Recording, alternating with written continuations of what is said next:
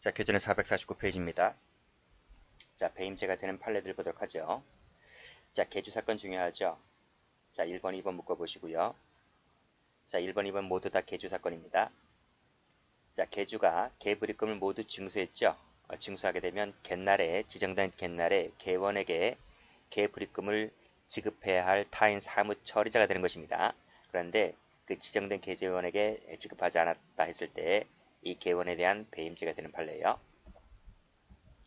자, 2번. 역시 개가 정상적으로 운영되고 있죠. 정상적 동그라미 쳐보세요.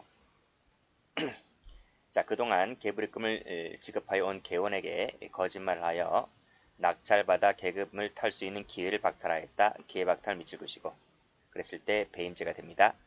이 정상적으로 운영될 때 배임죄가 되는 거예요. 저 뒤에 가보면 이 파괴된 사건에서는 배임죄가 안 돼요. 그거 좀 비교하시고. 자, 3번 갑니다.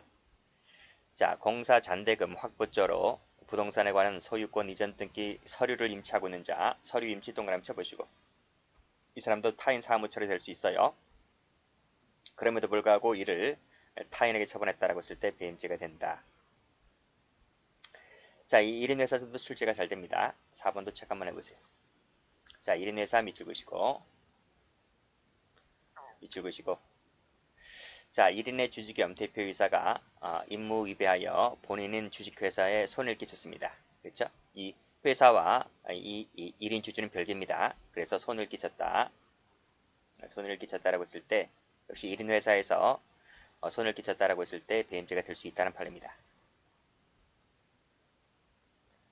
그래서 5번. 자, 근저당권 설정자죠. 설정자는 채무자를 말합니다. 채무자. 자, 그 근저당권의 목적이 있는 토지의 식재된 수목을 처분했어요. 수목 처분 동그라미 치시고 그랬을 때 이 토지 가치를 떨어뜨리는 거죠. 그래서 담보 가치를 떨어뜨리는 것이기 때문에 채권자에 대한 배임죄가 되는 겁니다. 자, 보세요. 여기 보시면 토지에 식재된 수목이 있죠.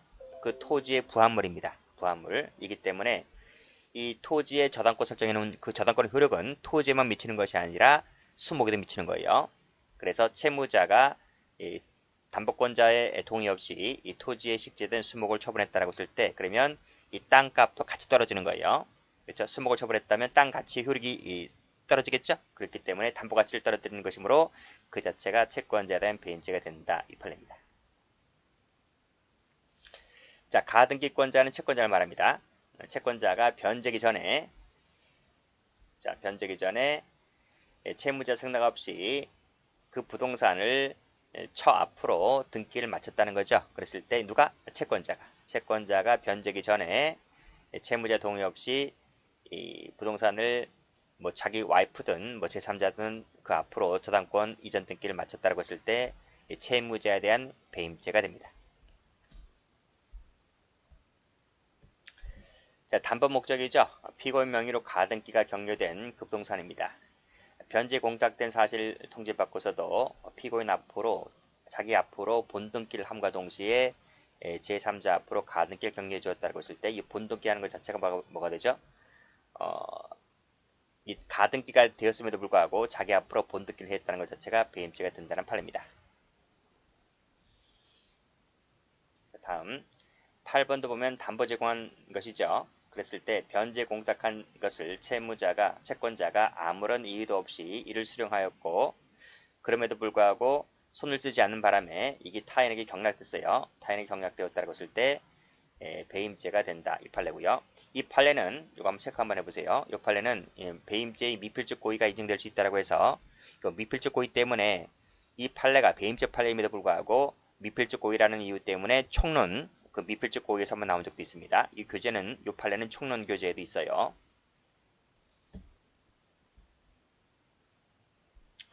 자, 9번 가볼게요.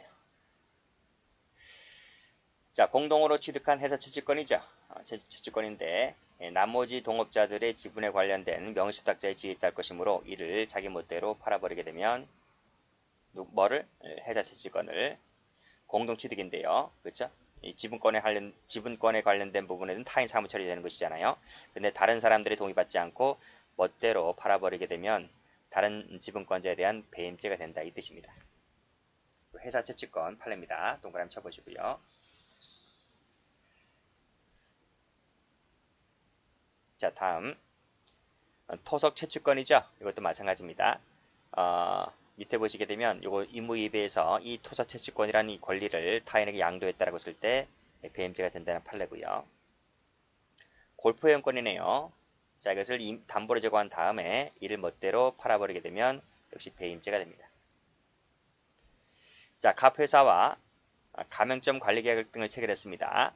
그럼에도 불구하고 임무이배에서 갑회사의 가맹점을 다른 경쟁업체로, 그렇죠? 다른 경쟁업체로 임으로 전환시켜버렸죠. 그랬을 때 이 갑회사에 대한 배임죄가 된다는 판례입니다. 자, 13번. 쭉 읽어보세요. 쭉 읽어보시고 다 쉬운 판례들입니다. 자, 피고인이 이 약정을 부인하고 자신의 명실상부한 영업허가 명의자라고 주장하면서 상호를 변경하고 갑의 명의 변경 요구를 거부했다는 거예요. 그랬을 때 배임죄가 된다는 판례. 이렇게 약정했음에도 불구하고요. 자, 14번 가보죠. 자, 서면으로 부동산 증여 의사 표시를 했습니다. 증여 의사 표시를 했는데 이건 서면으로 했을 때 효력 발생하는 거예요. 증여 의사 표시는 서면으로 하지 않으면 효력 발생이 없습니다. 민법에 이렇게 나와 있어요. 서면으로 했기 때문에 타인 사무 처리될 수 있는 것입니다. 반대되는 판례가 뒤에 나올 거예요. 따라서 그렇게 했음에도 불구하고 제3자에게 처분했기 때문에 배임죄가 된다. 이 뜻이죠. 자, 목장 용지 중 2분의 1 지분을 갑에게 증여하고 이 증여 의사 표시를 서면시켰잖아요. 서면으로 했기 때문에 서면을 하는 순간 타인 사무 처리될 수 있는 것입니다. 그렇음에도 불구하고 농협 앞으로 5,200만 원짜리 근저당권 설정 등기를 마쳤다고 했을 때 배신 때린 거죠. 그렇죠. 배임죄가 됩니다.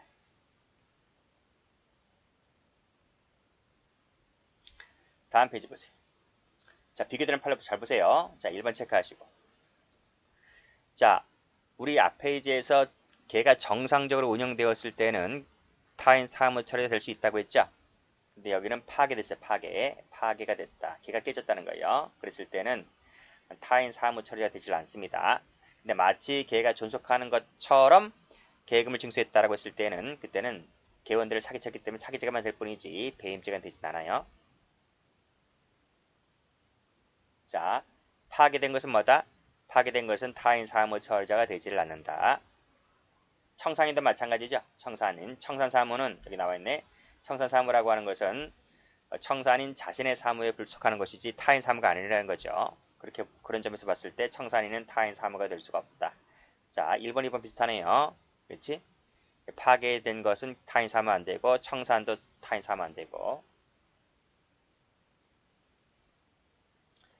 자, 청산 나와 있지. 정산 사무도 마찬가지입니다. 정산 사무도 타인 사무가 아니에요. 정산 사무도 자기 사무로 보는 것이지. 따라서 배임죄의 주체가 되지 않는다. 감사도 안 됩니다. 감사도 타인 사무 처리자가 되질 않아요. 이사는 될 수 있는데 감사는 타인 사무 처리자가 되지 않습니다. 자, 이거 나와 있지. 5번에 나와 있지. 서면에 의하면 타인 사무가 될 수 있어요. 서면에 의하지 않으면 언제든지 이를 해지할 수 있어요. 이게 민법에 나와 있어요. 민법 555조에 나와 있습니다. 그러니까 서면에 의하지 아니한 증여계약은 효력이 없습니다. 약속 안 지켜도 되는 거예요. 약속 안 지켰다고 해서 배임죄가 되질 않아요. 근데 서면화하게 되면 약속은 반드시 지켜야 되는 겁니다. 그러니까 서면에 의하였느냐, 서면에 의하지 아니하였느냐를 잘 봐두세요. 자, 다음 페이지. 자, 6번은 우리 배임죄 첫 시간 할 때 배웠어요. 임차권은 타인 사무가 되지 않는다 그랬습니다. 그쵸? 여기도 임차권 나와 있죠? 임차인은 타인 사무가 되지 않는다. 다음 페이지 똑같습니다. 여기도 임차인. 여기도 임차권 나와 있지? 이런 것은 배임죄가 되질 않아요. 자, 이렇게 묶으시고 6번부터 8번까지 묶으세요. 이렇게. 다 임차권 판례는 배임죄가 되지 않아요. 자, 그 다음. 자, 9번 중요합니다. 체크하시고 10번도 체크하시고 두 개 묶으세요. 자, 납입가장죄 파트인데요. 납입가장 나와 있지? 납입가장, 납입세무 쳐보세요. 여기도 납입이지? 여기 주급납입이에요. 주급납입. 이것은 타인 사무가 되지 않습니다. 배임죄가 안 돼요. 납입가장은 상법상의 납입가장 때만 됩니다. 근데 형법상의 배임죄나 뭐 횡령죄가 되거나 하진 않아요. 여기 죽음을 납입하고 등기를 내자마자 바로 이를 인출하게 되면 이것은 타인 사무가 안 돼요. 마침 등기를 내자마자 바로 이 죽음을 납입버린다고요. 그러면 이 죽음은 한 번 더, 이 죽음은 이렇게 적어보세요. 한 번 더 이 죽음은 회사 소유가 된 적이 없어요. 왜? 마침 그 일을 인출해버렸기 때문에. 그리고 변제에 인출하자마자 변제에 사용했다는 말은 빚을 갚았다는 거야. 은행이 빚을 갚았자고. 그러니까 죽음은 한 번도 회사 소유가 된 적이 없지. 따라서 이것은 회사 소유가 된 적이 없기 때문에 타인 사무 처리자도 되지 않고 타인 재물 보관자도 되지 않기 때문에 횡령도 안 되고 배임도 안 돼요. 이해되시겠어요? 이게 다 판례입니다. 전부 다. 그래서 되는 것은 저 뒤에 가면 나오겠지만 공정증서 원본 등 불실기재죄만 될 뿐이에요. 왜냐하면 등기를 나왔기 때문에. 등기 나왔지? 등기를 냈기 때문에 등기주 공문을 속였잖아요. 속여서 등기를 냈기 때문에 공정증서 원본 등 불실기재죄 그것만 될 뿐이지 횡령배임은 되지 않는다. 꼭 좀 알아두세요. 물론 공정증서 원본 등 불실기재죄 할 때 설명드립니다. 자, 이 두 가지 알아두시고 출제에 잘 되어 있는 판례들입니다. 자, 다음 볼게요. 11번. 자, 부동산 매매 계약을 중요 부분에 착오가 있었다. 중요 부분에 착오가 있었다. 기망에 의한 것이다. 라는 이유로 이 계약을 취소시킵니다.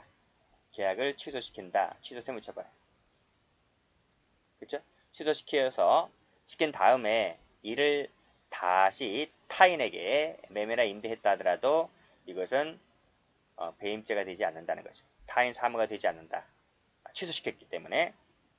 그러니까 취소한 다음에 목적물을 다시 제3자에게 매도하는 것은 배임죄가 되지 않아요. 계약이 유효함을 전제로 했을 때 타인 사무 처리가 되는 것이지 계약이 유효하지 않고 지금 취소가 됐잖아요. 취소가 됐기 때문에 이를 다시 타인에게 매도했다 하더라도 이 사람은 취소시킨 사람은 타인 사무 처리자가 되지 않는다고요. 매도인을 매수인의 사무 처리자가 아니다. 그쵸? 아니다는 거지. 따라서 여기까지 배웠습니다. 설사 그 계약이 적법히 취소가 되지 아니하였다 하더라도 이 계약 자체가 적법하게 취소가 된 것이라고 믿었기 때문에 배임죄의 고의도 인정할 수가 없다는 거예요. 됐어요? 실제로 취소가 되면 당연히 배임죄가 되지 않는 거예요. 근데 실제로 취소가 되진 않았는데 이 친구는 취소가 됐다고 믿었어요. 믿었다라고 했을 때는 마다 배임죄의 고의가 탈락되기 때문에 그래도 배임죄가 안 되는 거예요. 자, 이 판례도 체크 한번 해보세요.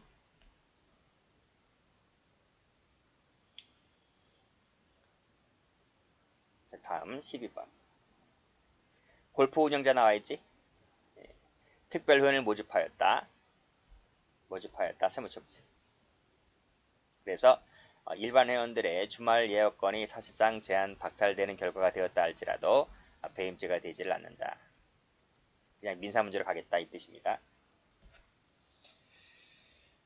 즉 이 골프시설 운영자는 그 일반 회원이죠. 일반 회원권을 가진 사람에 대해서 재산관리에 대한 사무처리 대행자, 보전은에 협력하는 자라고 보지 않았어요. 그렇기 때문에 특별회원 골프니까 골프 그 운영자가 바뀌었습니다. 골프 운영자 바뀐 상태에서 이 새로운 운영자가 이렇게 일반 회원들의 회원의 날을 없애고 특별 회원권을 모집하여서 결국 일반 회원권의 주말 예약권이 박탈되었다 하더라도 이 골프실 운영자는 일반 회원들에 대한 관계에서 타인 사무 처리자도 아니고 보관자도 아니기 때문에 설령 일반 회원들에게 불이익이 들어갔다 할지라도 일반 회원들 관계에서 배임죄가 되지 않는다 그랬습니다. 이 판례도 좀 기억을 해두세요. 이건 강요죄 할 때 배웠을 겁니다. 강요죄는 된다고 봤죠? 저 앞에서 배웠어요. 다음. 자, 건설업자 얘기 쭉 나와 있네요. 자, 분양대금 선지급 명목으로 토지 소유권을 이전받은 다음에 이를 담보 대출받았는데 이 돈을 썼다는 거죠. 그랬을 때 배임죄가 될 수 있을 것인가의 문제인데 공사 목적 범위 내에 있었다면 타인 사무 처리자, 즉 공사 목적 범위 내에 있었다면 배임죄가 안 된다는 거예요. 자, 그 다음 보험계약 모집인이죠. 모집인이 자기가 체결시킨 계약이 위험성이 크니까 해약하라는 지시를 받았음에도 불구하고 해약하지 않는 사이에 보험사가 발생했습니다. 그래서 보험회사가 이 계약자에게 보험금을 주었겠죠. 주고 나서 회사가 너 임마 왜 내 지시 따라하라는데 왜 지시 안 따랐어? 그래서 왜 우리 회사에게 손해 끼쳤어? 그래서 이 보험계약 모집인에 대해서 상대로 배임죄로 고소를 해버렸는데 판례가 뭐라 그래요? 배임죄가 안 된다는 거죠. 왜냐하면 이 사람은 모집인이지 주체가 모집인이지 해약자가 아니라는 거죠. 이 사람은 주된 의무가 보험계약을 모집하는 것이 주된 사무지 해약시키는 게 주된 사무가 아닙니다. 그래서 이 모집인이 해약하라는 지시를 받고서 이행하지 않았다 할지라도 이 해약시키는 것이 자기 주된 사무가 아니기 때문에 이걸 안 했다고 해서 배임죄가 되지 않는다는 판례가 되는 거예요.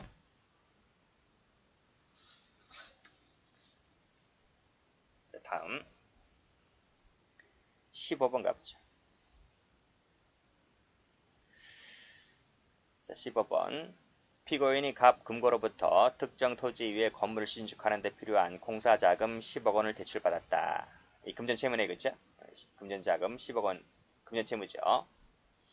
갑 금고의 우선이권을 보장할 의무가 있음에도 불구하고 이를 위배해서 병 앞으로 건물 보존 등기를 마쳤다 하더라도 이 금전채무다 보니까 배임죄가 되지 않는다. 이렇게 보시면 돼요. 자, 다음 16번입니다. 부동산을 경락한 피고인이 쭉 읽어보시고 그 경락을 포기하겠다고 약속했지?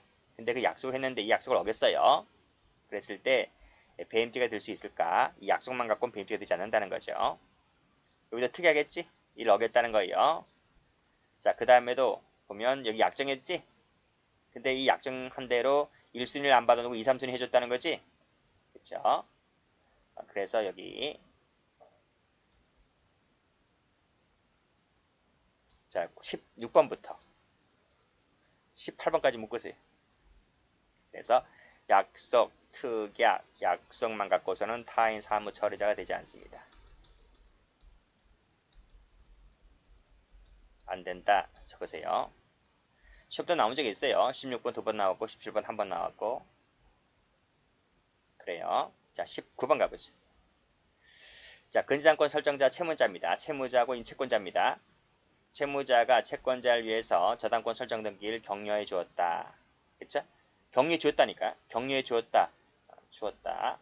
해주면 끝이에요. 해주면 끝이단 말이에요. 그러면 자기 의무를 이행을 다한 겁니다. 이행한 것이 되는 것이기 때문에 이제는 더 이상 타인 사무 처리자가 되지를 않는다는 거지. 그렇죠? 나중에 이 설정자가 이 서류를 위조해서 말소시켰다 할지라도 그건 위조했기 때문에 위조죄와 관련된 문서죄만 될 뿐이지 배임죄는 되지가 않는 거예요. 왜? 격려해 줌으로써 자기 권리 의무는 다 이행을 했기 때문에 이렇게 보시면 되겠네요. 여기까지 합니다.